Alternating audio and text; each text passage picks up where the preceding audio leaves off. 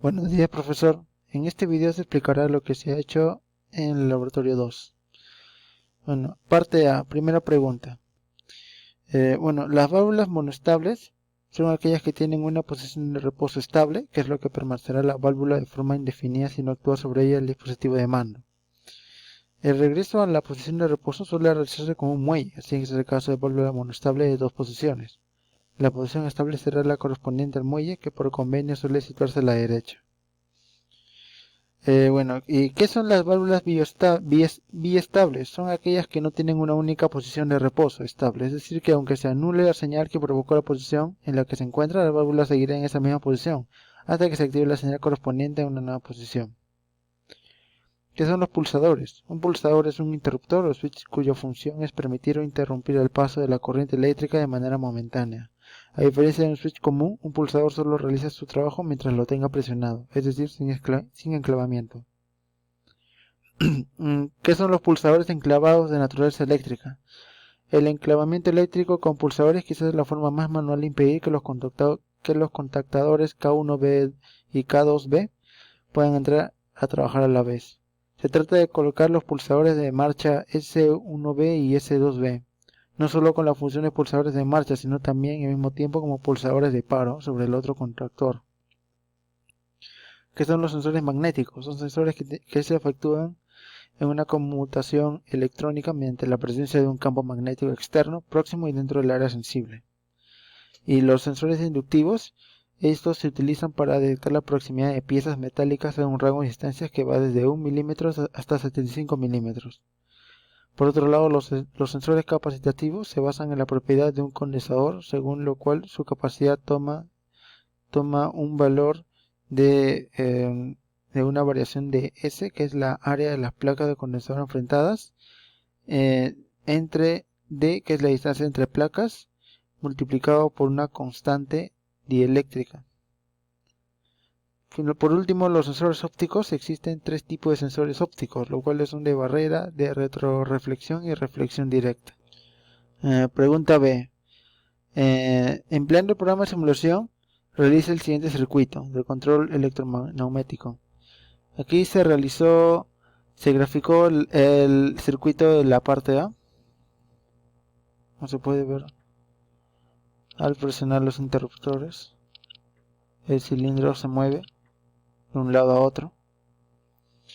Bueno, en la parte C, ¿qué elementos habría que añadirse al circuito eléctrico para que el regreso del cilindro se realice en forma automática y eliminando el pulsador P2? Bueno, se debe utilizar un sensor magnético.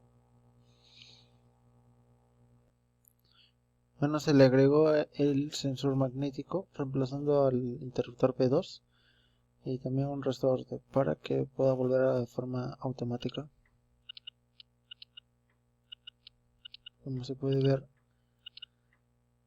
regresa de forma automática el cilindro.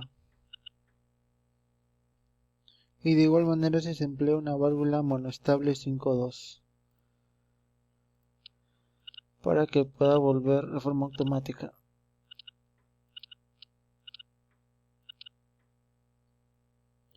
Entrando a la parte B, se procedió a diseñar el circuito que estaba en la gráfica, como se puede observar.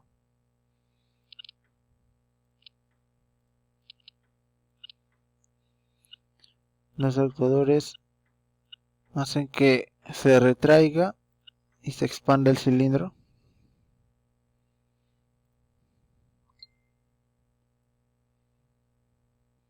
¿Qué es lo que ocurre cuando se presiona el pulsador? Bueno, cuando se acciona el interruptor P1, el cilindro empieza a recorrer hasta el tope y se queda en esa posición.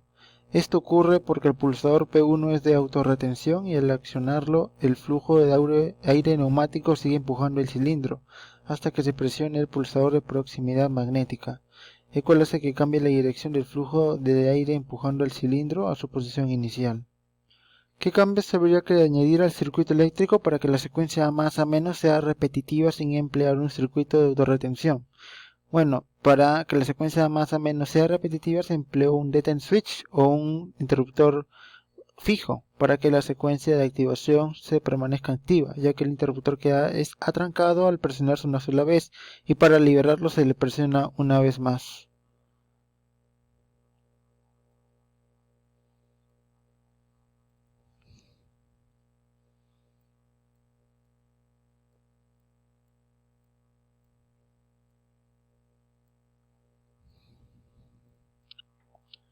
Como puede ver,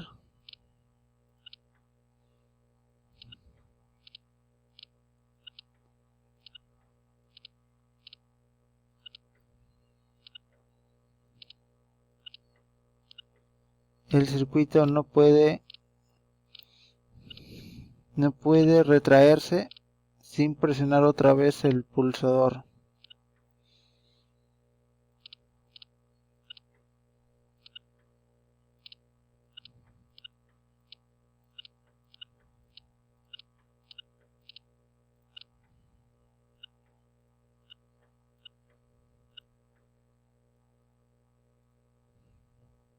Y la pregunta de ¿qué cambios habría que realizar el circuito eléctrico para que la secuencia A más A menos sea repetitiva empleando un circuito de autorretención? Bueno, se procedió a cambiarlo por un sensor S1 de interruptor abierto, el S2 con un interruptor cerrado y paralelos a estos dos, un interruptor abierto K2.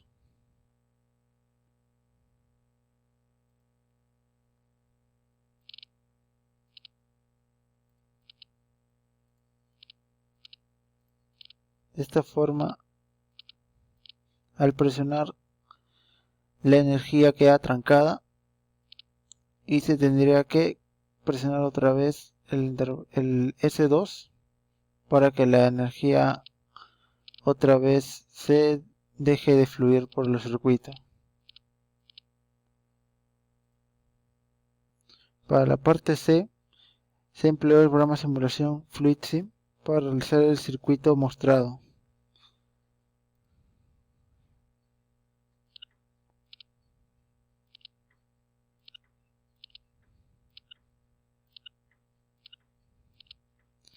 Vamos a ver, al presionar el P1 se extiende el cilindro, al presionar el P2 se retrae el cilindro.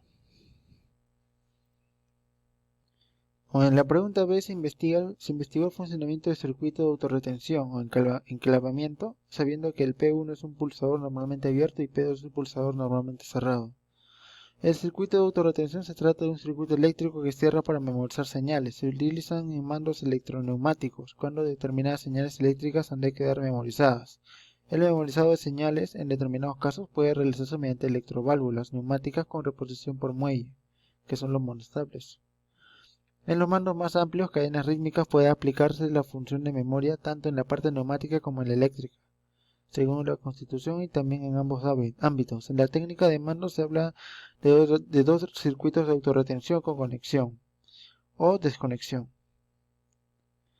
En la pregunta C, ¿qué cambios habrá que hacer al circuito eléctrico para que el regreso del cilindro se realice en forma automática?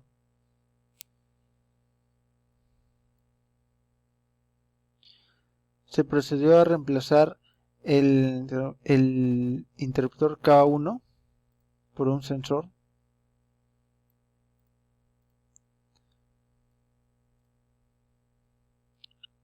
Y como se puede ver, al presionar se regresa automáticamente el cilindro.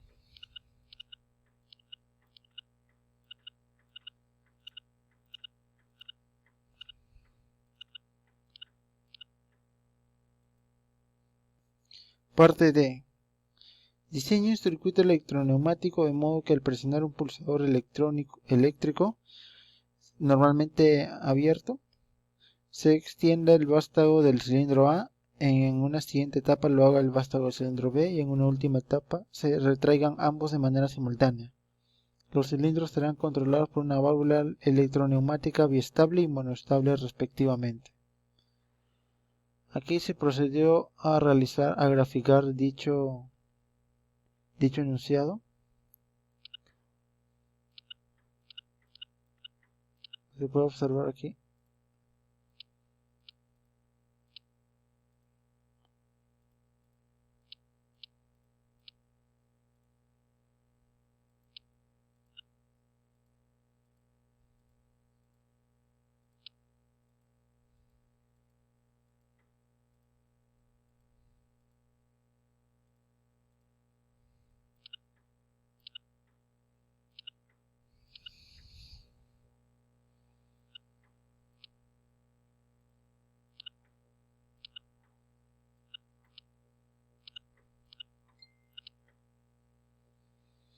Y pregunta B.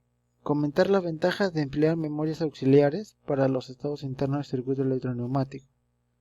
Los relés nos permiten realizar sin ninguna complicación la llamada inversión de contactos mediante la utilización de contactos conmutados.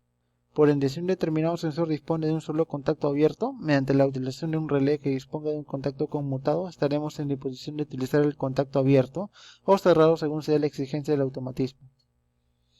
Las principales ventajas que presentan los relés son: primero, la adaptación sencilla a diferentes valores de tensión. También está la insensibilidad ante temperaturas extremas, ya que se asegura un correcto funcionamiento a temperaturas comprendidas entre 50 y 80 grados centígrados.